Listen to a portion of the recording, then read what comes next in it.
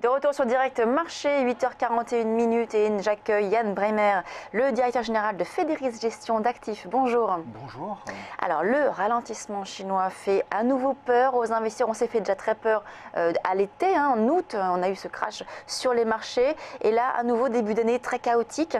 Les investisseurs craignent finalement un atterrissage plus brutal que prévu, parce que ça fait des mois en tout cas qu'on parle de cet atterrissage en douceur de la croissance économique chinoise. On a l'impression qu'il manque un peu de douceur là aujourd'hui. Oui, alors c'est vrai que la croissance chinoise ralentit. Elle ralentit maintenant depuis plusieurs trimestres et ce ralentissement peut connaître une certaine volatilité. Au-delà de ce phénomène de ralentissement de la croissance qui, je pense, maintenant est largement anticipé et intégré par les marchés, il y a aujourd'hui, pour expliquer la volatilité supplémentaire de la bourse chinoise au cours des dernières séances, des facteurs techniques, un certain nombre d'éléments de marché, en particulier des coupes-circuits qui ont été mis en place pour essayer de pallier à la volatilité et aux accidents de marché qui ont été connus.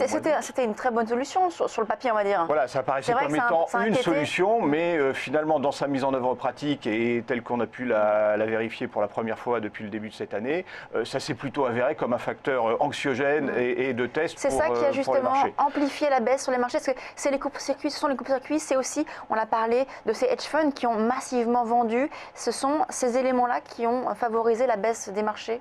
Oui, je crois que ce qu'on peut dire aujourd'hui, c'est qu'il y a eu la conjonction d'un certain nombre de facteurs. Tout d'abord, l'approche de la fin de mesure qui avait été, là encore, prise au mois d'août pour essayer de pallier à la volatilité des bourses chinoises, à savoir la réduction et des capacités d'intervention en termes de vente des investisseurs les plus importants.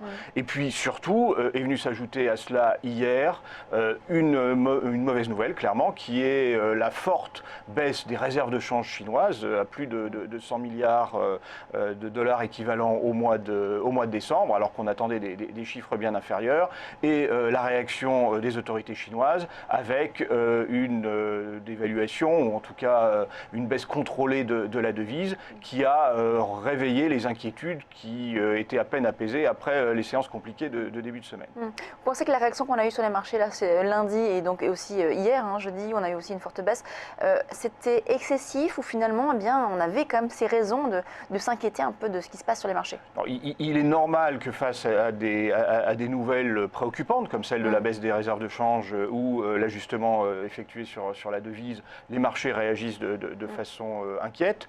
Maintenant, on l'a vu au cours du mois d'août, et on sait, les autorités politiques, économiques chinoises ont un certain nombre de marges de manœuvre, autant sur la politique monétaire que sur la politique budgétaire, pour parvenir à soutenir la croissance. Donc, notre sentiment, c'est qu'au-delà de cette volatilité à court terme justifiée par un certain nombre de facteurs techniques, les éléments fondamentaux chinois restent plutôt confortables, avec certes un rééquilibrage de la croissance entre l'activité manufacturière et les services, qui se met progressivement en place, mais nous restons plutôt confiants sur la capacité de la croissance chinoise à ralentir que très graduellement, et aux bourses chinoises de retrouver une certaine tranquillité dans les semaines à venir.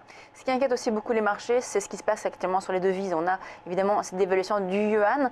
On a l'impression qu'aujourd'hui, ce qui se passe, c'est vraiment une vraie guerre des devises entre la Banque de Chine qui dévalue sa monnaie. On a également en Europe Peter Pratt, donc le gouverneur de la BCE, qui a dit qu'il voulait l'inflation à 2% maintenant. Donc ça veut dire faire baisser l'euro pour être plus compétitif.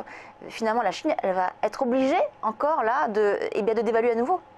Alors, sur les devises, il y a une pression, et là on reste dans une logique qui était celle qui a prévalu pendant l'ensemble de l'année 2015, de compétitivité et de maintien de part à l'export, dans un contexte où le commerce mondial est plutôt en contraction, de façon globale, avec moins d'échanges de matières et moins d'échanges de produits manufacturés.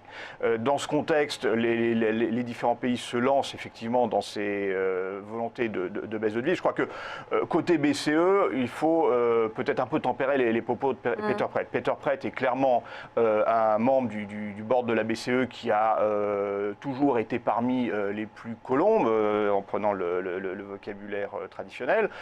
C'est pas pour ça qu'aujourd'hui, après les mesures qui ont été annoncées par la BCE au mois de décembre, la BCE quand on écoute ce que nous disent les autres membres de cette banque centrale, est plutôt dans une posture de wait and see pour voir pas les spécialement impacts. d'annonce à attendre Voilà. le 21 janvier, Clairement, par exemple. côté BCE, après ce qui a été fait début décembre, il est clair qu'ils vont d'abord essayer de voir les effets de ces mesures sur l'économie.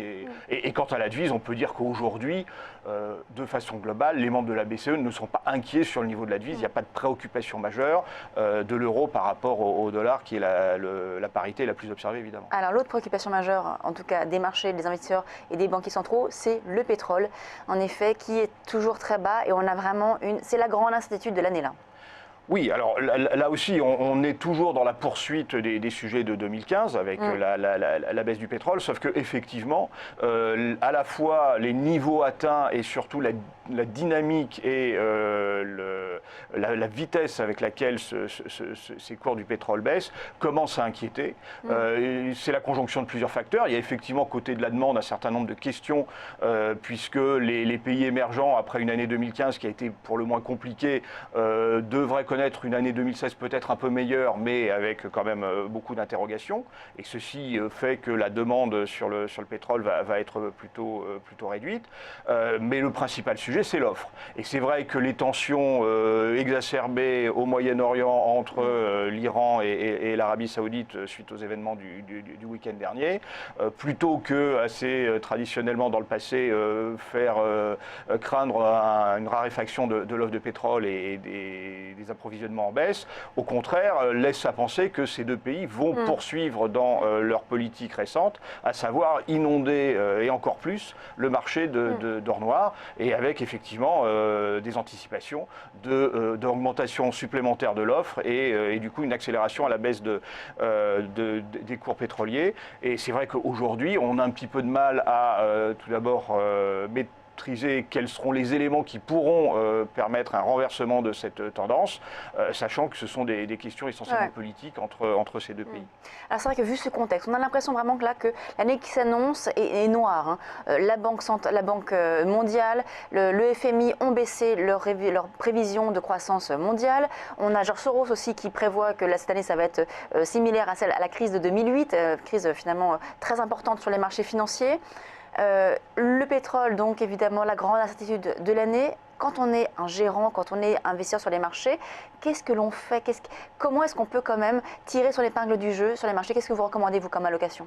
Alors peut-être quand même un point avant de passer à l'allocation et aux expositions. Je crois que certes, les cours du pétrole sont une préoccupation. Néanmoins, notre point d'ancrage, c'est évidemment les perspectives en termes de croissance sur les zones développées et sur les marchés émergents. Je le disais tout à l'heure, sur les marchés émergents, on peut quand même s'attendre à une année un peu meilleure globalement que celle de 2015. Et dans les pays développés, on a aujourd'hui des perspectives qui sont mitigées, qui restent positif sur la demande interne, la consommation, et les cours du pétrole y contribuent, puisque des cours de pétrole et un prix de l'énergie en baisse, c'est positif pour la consommation des ménages. C'est pas bon pour les marchés émergents dont vous parlez là. Vous dites que ça pourrait être meilleur qu'en 2015. Si le pétrole reste si bas, alors, ça impacte les marchés émergents. Ça impacte certains émergents, effectivement. C'est pas bon pour les marchés émergents producteurs de pétrole. Maintenant, il y a un certain nombre de marchés émergents qui sont aussi consommateurs et qui ont besoin d'énergie, et ça peut être un élément de consolidation de la croissance dans ces pays-là. Donc concrètement, qu'est-ce qu'on fait sur les marchés aujourd'hui ? Donc nos vues restent constructives sur la croissance dans les pays développés pour les raisons que j'évoquais, à savoir donc, principalement la consommation, aussi bien côté européen, côté américain, et du coup des perspectives de croissance des bénéfices qui restent favorables, donc un message qui est positif sur les marchés d'actions, d'autant que dans l'environnement qu'on connaît, avec une inflation qui devrait rester très faible liée à l'évolution des matières premières et de l'énergie, les marchés obligataires et les taux vont rester sur des niveaux très bas, avec néanmoins une très forte volatilité. Donc il est aujourd'hui compliqué de conseiller d'être investi sur ces marchés-là, vu le manque de visibilité qu'on évoquait tout à l'heure et la volatilité attendue. Donc une allocation qui est plus favorable aux actions. mais quand on parle d'action, des choix sectoriels qui reflètent effectivement une vue prudente en privilégiant les thèmes que j'évoquais, à savoir les thèmes de consommation, en recherchant principalement donc, les valeurs de consommation et les valeurs de consommation qui sont les moins impactées par un environnement global. Pas forcément le luxe ou ce genre de choses. Plutôt des valeurs de consommation comme l'alimentaire, comme les boissons, comme la santé, que des secteurs très exposés, soit aux pays émergents, soit à la volatilité économique des marchés. On parle souvent aussi de tout ce qui va être valeur cyclique, la construction, ce genre de choses. C'est aussi des thématiques que vous jouez actuellement? Alors nous, on est clairement prudent sur les valeurs industrielles. On l'est particulièrement sur tout ce qui est très exposé aux pays émergents et à la volatilité de la croissance. Donc par exemple, les matériaux de base, vu l'évolution des matières premières, c'est un secteur sur lequel on est prudent. Parmi les secteurs industriels, le seul sur lequel on est réellement constructif, c'est l'aéronautique, et ce pour des perspectives et une visibilité sur le moyen long terme. Merci beaucoup Yann Bremner, le directeur général de Fédéris Gestion d'actifs. On passe tout de suite au Morning Trading.